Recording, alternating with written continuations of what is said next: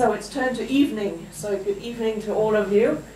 I really regret that I don't understand any Portuguese, because it's my impression there's been some fantastic presentations this afternoon where you've been presented with a lot of information. So I might be repeating some of this without knowing it, so I apologize beforehand.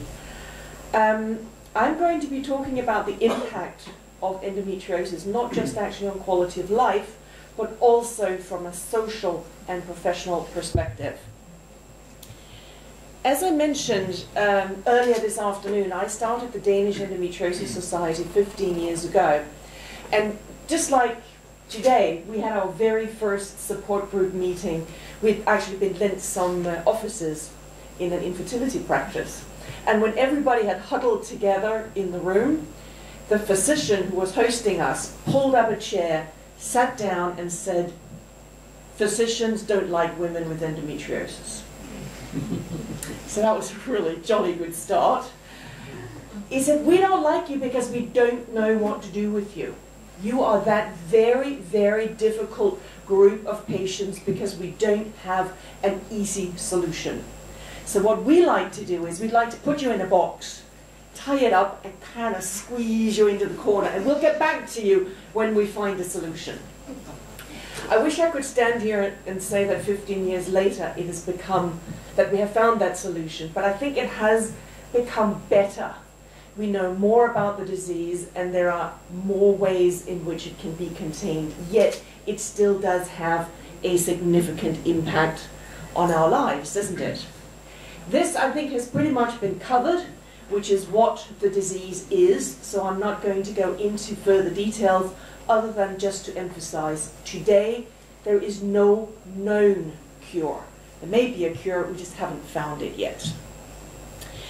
So for those of us with endometriosis, we are not just dealing with the manifestation of the disease that the physicians see. You've seen a lot of pictures today, a lot of videos, so I hope you're all going to sleep well tonight and not have too many nightmares. But we're also talking about a disease that is surrounded by a number of taboos. We don't talk freely about menstruation, infertility. I was going to say sex, but that didn't seem to be a problem earlier on. And we're not always very good talking about pain when it becomes permanent. It's very easy if your friend breaks an arm. You know, she's got it you know, all bandaged up, and it's going to last about 6 weeks. You're going to help her with the children, the shopping, the cooking. Then the cast comes off and she's fine. But with endometriosis, the pain is first of all not visible, and it doesn't just necessarily go away after 6 weeks. And it can be very difficult for our friends and family to understand what that pain means and what infertility means. And therefore, it's so nice to see that there are so many partners here today as well who's supportive of the women that you love. Then we still, unfortunately, see a few myths as well.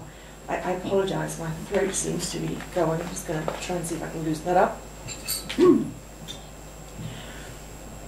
In many countries, and I suspect it is the same here, tell me if I'm wrong, we still hear that endometriosis doesn't really affect teenagers. It's the older woman, the career woman. And again, I think most of us know this isn't true. It does tend to start in the teen years. And I always like to ask the question, at which birthday are you allowed to have endometriosis? How old do you have to be before it is acknowledged? So let's forget about these myths. And one of them is also that pregnancy will cure the disease. It won't necessarily, though it may put it into remission for a while. I'm going to get back to the delayed diagnosis in a moment, but we are talking about hit and miss treatments and this overall lack of awareness, which is what I think you're now trying to really do something about in Portugal, and I very much congratulate you on those efforts. A few years ago, a group of national European support organizations came together, and this was pretty much the mission statement that we came up with that we want to work together nationally and internationally to visualize a future in which millions of women are not prevented by this disease of fulfilling their dreams, of completing an education, maintaining a career, having children, and not be in pain during the prime years of their lives. This is not a disease that happens later down the road because we've abused our bodies with alcohol or bad diets. This is a disease that happens very early on. So having said all of that, I'm going to go into the three areas. I'm going to be talking a little bit about the prevalence, and something about the social impact, and something about the economic impact. And all of the data I'm going to talk about this evening is data that we in the World Endometriosis Research Foundation and others have collected over the last 3 to 5 years to try and get a better understanding of how the disease impacts society. Now, I gather there was a question earlier on about what to do about governments and how do you get involved with that. I have done work now both with the European Commission, the European Union, and also the Women in Governments institutions in the United States in Washington, D.C. And what they want are hard figures and facts.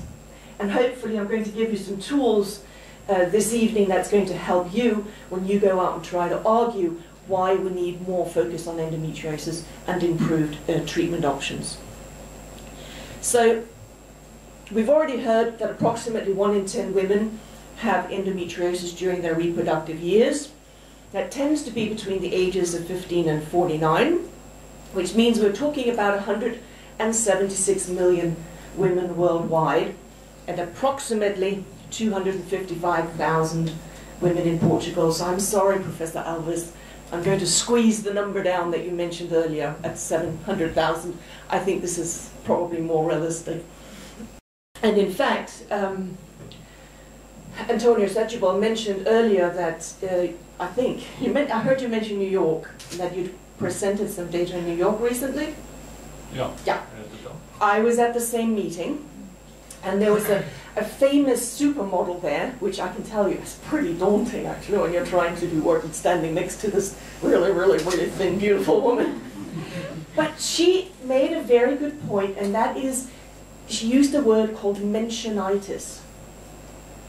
And you know when you're first in love or something, you've just met somebody, and you can't help saying his or her name all the time.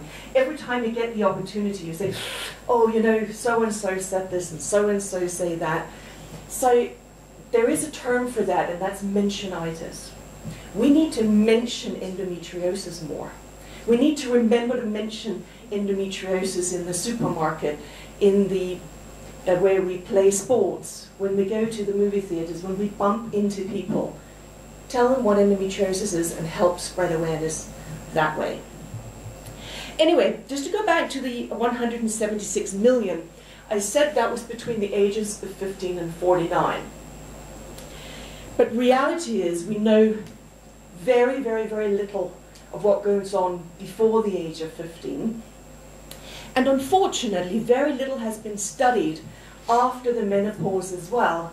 It's assumed that endometriosis will go away, but if you've had anatomical distortion, you are stuck with chronic pelvic pain, or even have psychological scars, how can we say that the disease is over if it has left scars on your body? So this is an area where very, very little research has been done for the time being. And as I just mentioned earlier, it isn't a lifestyle disease, and therefore for the time being we don't know anything about prevention.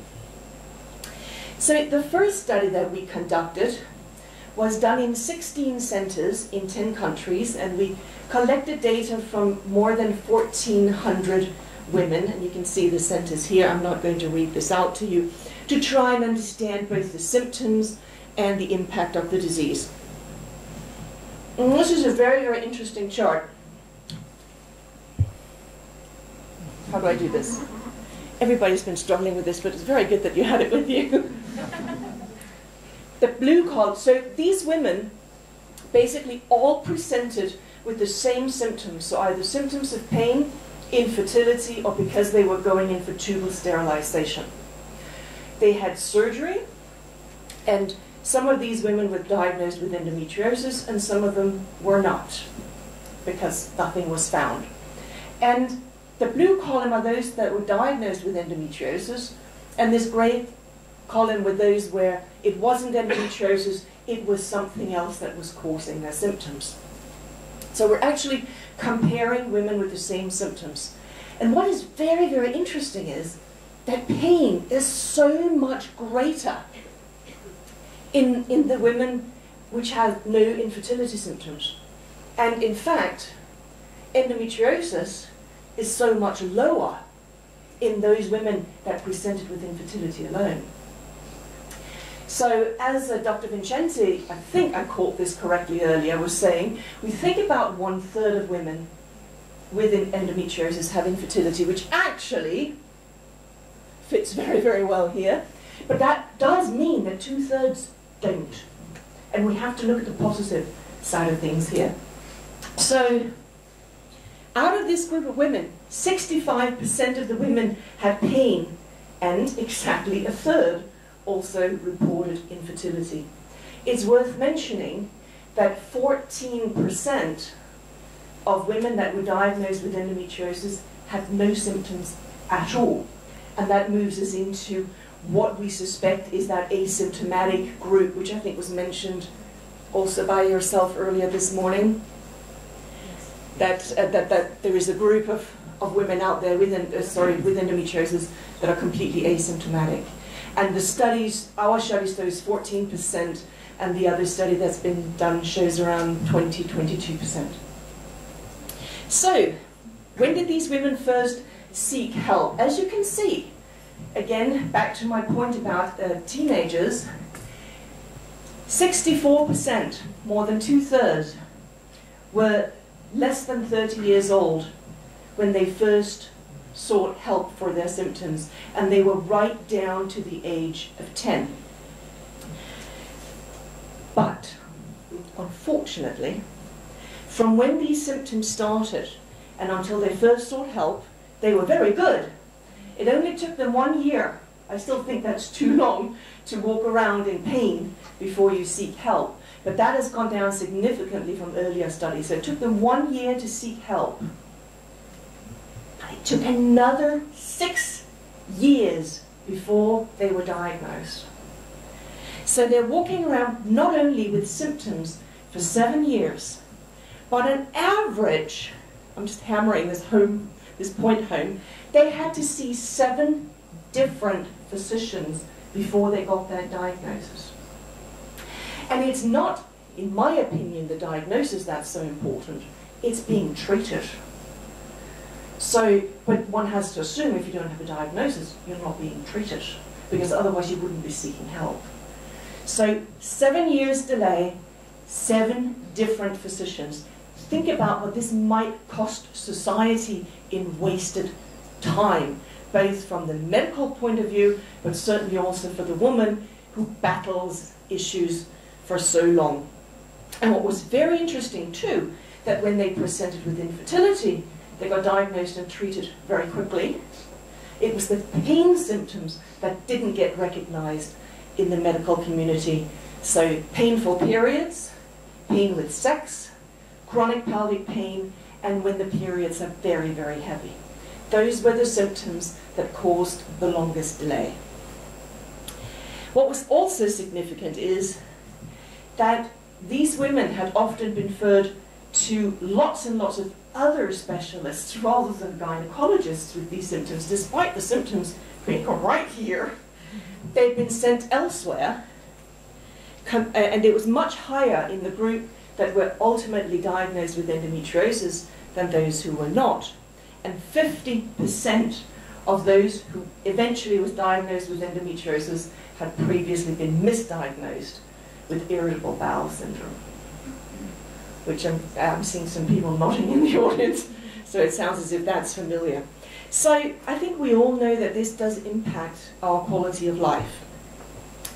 And this is a very interesting survey. Ooh, God. I will have an accident before I'm finished, I apologize. 22,000 women in 8 countries who responded to questions about the impact of pain symptoms on their quality of life. And you see in these 2 groups, if I put this thing, of women with symptoms that might be endometriosis or suspected endometriosis, their quality of life were much worse than those who were actually diagnosed with the disease. Because I think once you're diagnosed and have commenced treatment for endometriosis, we can start dealing with it. But these are the groups of women who are walking around still trying to figure out what's the matter with them and exactly how they can be treated. Is it in their head? Is this normal? Etc. So I think this is very important. Having said that, 60% of those diagnosed with the disease still indicated that it impacted their quality of life at some level. And this, of course, is going to have a social impact. In a study where we followed up with women who had been diagnosed 15 years before, so we followed up to see how they were doing, I mean, this is a huge study and I don't have time to talk more about some of these things today, but by and large, they were doing quite well on various number of therapies, and I think it was around 50% were still 15 years down the line doing well after some kind of surgical intervention. Nonetheless, half of them still told us that there had been a negative impact both on their ability to work, on their relationships, and on their social lives in this 15-year period. And that leads me to a very complicated chart, which I'm going to dwell with. I'm just going to sort of try and make a point with it. And that is when you measure quality of life using a number of tools. This one is called the short form 36, which is an international form that has been validated in a number of countries. And again, the dark blue is women with endometriosis, and the faint grey are women without. And you can see in all aspects of quality of life, we fare much worse than those with similar symptoms but don't have the disease. And this has led this particular group of researchers to start wondering whether there is something specific about the pain associated with endometriosis that we need to investigate in a different way, and not just assume that pain is pain, but that there perhaps is something else going on. And I saw a couple of pictures from this lady over here showing, cutouts of the abdomen, the amount of muscles and nerves and things that are going on down there. And I mean, there is a lot to investigate to find out what it may be that is making the pain of endometriosis so much more intense than other pelvic pain. So, and when we then started to adjust for a number of factors in this particular study, we saw that these women did have a limited role function, bodily pain, and a poor health perception, and something called a physical component summary, which I'm not going to go into now because it's going to take too long. But basically, and this we all know, our quality of life goes this way when our symptoms go that way. So there is nothing miraculous about that. So back to our 22,000 women survey. They were asked what was the biggest single impact on their lives in the last 12 months. And 50% said that the biggest impact was on their sex lives, which I think is why that earlier presentation was so important. Because when I started to look at these numbers, it turned out that that was exactly the same number we saw in the 15-year follow-up study, and also in another prospective study that we have just conducted and we're in the process of submitting for publication. 47% of the women complained about painful intercourse, but a lot of them also said that they would interrupt intercourse because of the pain, and almost 3/4 of these women would avoid intercourse altogether because they were too scared of pain. And this is something that we need to seriously focus on, because I mean, we should be having a lot of sex. I'm not sure if we... Did you determine how often we need to have sex, or was that sort of left hanging in the air? But we should be having a lot of sex, shouldn't we? And it shouldn't hurt. And therefore, this is an area that's so important for us to investigate, and it has become a huge priority in the World Endometriosis Society and its research foundation. A small study, talking also with male partners, they complained that, 3/4 of them complained that they had much less sex than they wanted to because they didn't want to hurt their partners. And half of the women were worried that that lack of sex would actually have a significant impact on their relationships. But it's not just about sex. There are two other things that are incredibly important, and that's ability to perform at school and ability to perform at work. And that leads me to my last topic, because if we can't perform at school and at work, it is going to have some kind of economic impact.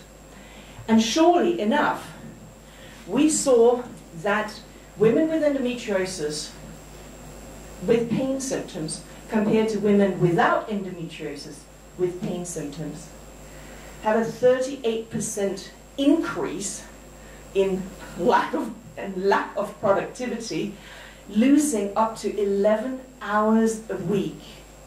Not because we don't go to work, it's not because we're calling in sick, but because the pain symptoms are preventing us from being as effective at work as we perhaps could and should be. And that has a very significant financial impact when you start looking at it. Which brings me to the last study, which is one that has literally just been published. Again, we worked with 12 centers in 10 countries, almost 1,000 women. And they were asked to fill in questionnaires every week about their drug usage, if they had seen their doctor, if they'd had to pay for help at home, all sorts of different financial aspects, and what type of procedures they had had. And this was then matched with hospital records so that the physicians could verify, yes, this person has been in, and these are the procedures that she had during this period of time. And we saw an average annual cost of €9,500 per woman with endometriosis.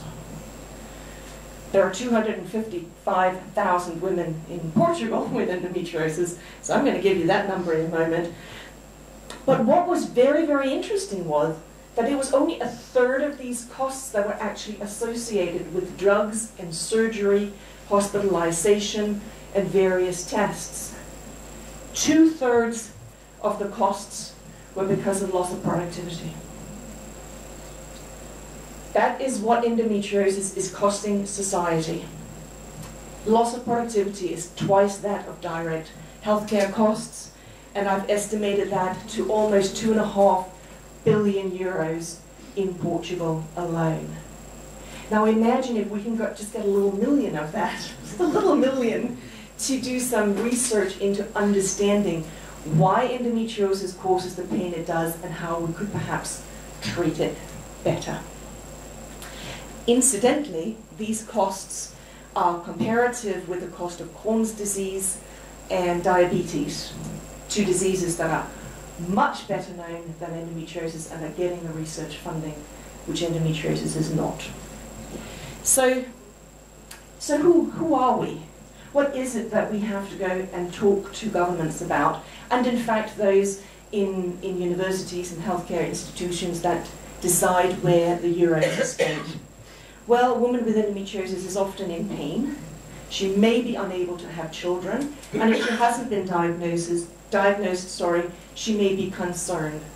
And all of these things will affect her quality of life, her education, career, and relationships, which again has a knock-on effect on friends and family, partners and colleagues. You have to start addressing the different taboos that we're up against so that we can bring down that delay in diagnosis, that we can bring down the delay in treatment to, in fact, increase all of the women, not just those here, but those that an organization like yours now represent in Portugal. So just to summarize, 176 million women are affected worldwide. About 250,000 of those are in Portugal. We see a 7-year diagnostic and treatment delay with a visit to 7 different physicians before this happens. It is pain that is responsible for all negative health-related quality of life. Sex is a problem, but we know that already. Endometriosis accounts for a significant loss of productivity, which is twice that of direct healthcare costs. And we can actually predict these costs by measuring these women's quality of life. So we see the quality of life goes down, the costs go up. So this is what we need to focus on. So what I just wanted to conclude with is, you know, Dr. Sedgwick suggested that I just might find a few moments to talk about what you, as an organization, which is relatively new, might want to do. So please stop me if I'm saying stuff that you're doing already or you know about already. But of course, it helps enormously to be able to speak with somebody with the same disease, because she'll understand exactly how you feel. And therefore you can start to compare things and share things, and that in itself is a huge role of an organization like this. But I think it's also important that we get facts about the disease out. What are the symptoms? How are you diagnosed? How can you get treated? And what expectations can you realistically set for the outcome of that particular treatment? You can do all of this through the internet, web pages, blogs, Facebook, informational meetings like this, printed information that you can share. But I really want to stress the factual part of it, because the danger of the internet today is that everybody's opinion is out there, and there's just flying with information that isn't always correct, and that always worries me. So if you ever want to check something, never hesitate to ask. You can play a huge role, which you've started already, with liaison, with physicians. Get them to work really hard for you, because, I mean, they want to. Well, you've committed your Saturday to this course. I think that's a very good sign. But I think it's very important that organizations like yours work very, very closely with the medical community. Perhaps think about outreach. Could you go to schools? Could you get to talk to teens about menstruation? What is normal and what isn't normal? It's not about making all these, you know, young girls ill or anything, but it's about perhaps trying to pick out those you can see are in trouble and talk to them about what they can expect in connection with their menstruation. As I mentioned earlier, sports clubs, women's organizations are places where you can do this as well. And the last thing, and this is hard work, because that's what I've been doing for 15 years, is liaising with national and regional governments. And that takes a lot of coordination and planning, and I would be delighted to work with you.